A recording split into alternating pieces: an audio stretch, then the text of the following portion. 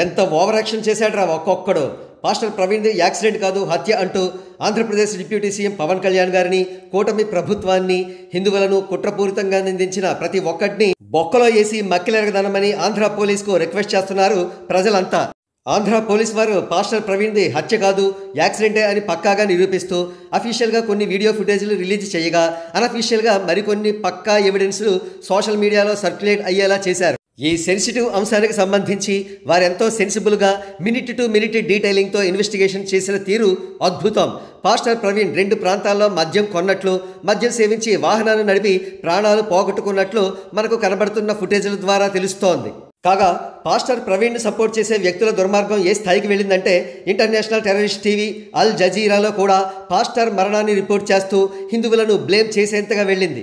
Al Jazeera వరకు ఈ news వెళ్ళిందంటే దానికి కారకుడు నిస్సందేహంగా గత ఎన్నికల్లో తన పార్టీ చిత్తుగా ఓడిపోయి 11 సీట్లకు మాత్రమే పరిమితమైన వ్యక్తి అంటున్నారు. ఆ ప్రకారంగా చూస్తే అతడు ఖచ్చితంగా దేశద్రోహి క్రిందే లెక్క.